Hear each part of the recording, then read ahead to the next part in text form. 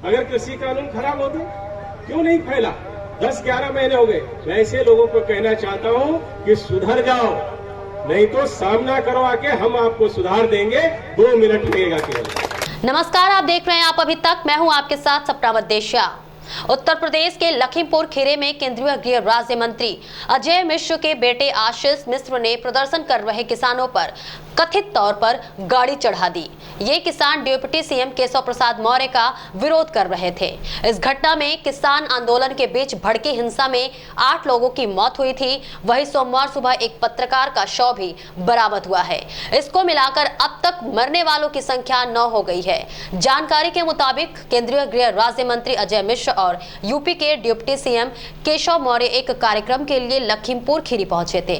जब इसकी जानकारी कृषि कानूनों का विरोध कर रहे किसानों को लगी तो वे हेलीपैड पर पहुंच गए। किसानों ने रविवार सुबह 8 बजे ही हेलीपैड पर कब्जा कर लिया था। इसके बाद दोपहर करीब 2:45 पर सड़क के रास्ते मिश्र और मौर्य का काफिला तिकोनिया चौराहे से गुजरा तो किसान उन्हें काले झंडे दिखाने दौड़ पड़े। इसी दौरान काफिले में शामिल अजय मिश्र के बेटे आशीष ने अपनी गाड़ी किसानों पर चढ़ा दी। ये देखकर किसानों का गुस्सा फूट पड़ा। उन्होंने आशीष मिश्र की गाड़ी समेत 2 गाड़ियों में आग लगा दी।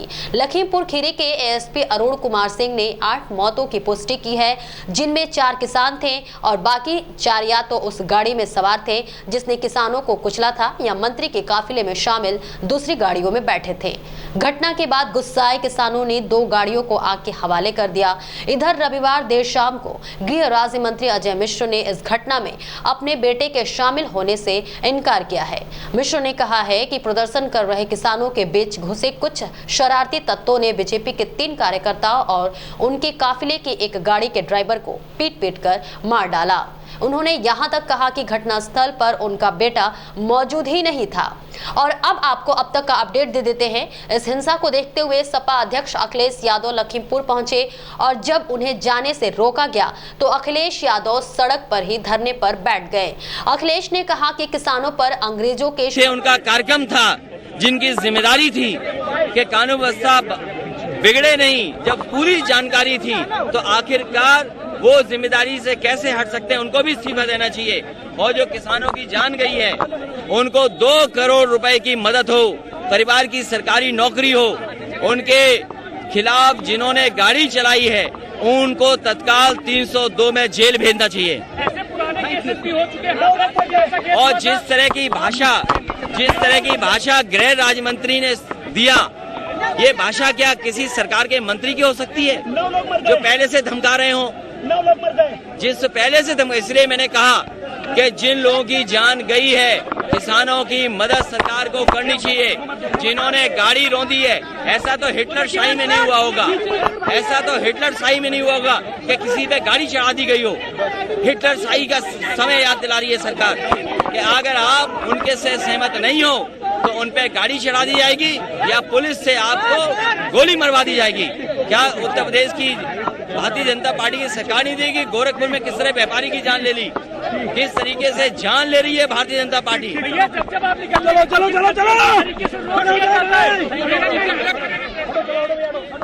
शासन से भी ज्यादा जुल्म भाजपा सरकार कर रही है। उन्होंने केंद्रीय गृह राज्य मंत्री के इस्तीफे और किसानों को 2-2 करोड़ का आर्थिक सहायता देने की भी मांग की। इसके बाद पुलिस ने उन्हें हिरासत में ले लिया। इधर अखिलेश के धरने से कुछ दूरी पर भीड़ ने पुलिस की एक जीप को आग के हवाले कर दिया है। पुलिस ने विपक्ष के कई नेताओं को लखीमपुर खीरी पहुंचने से रोकने के लिए उन्हें हाउस अरेस्ट कर लिया है।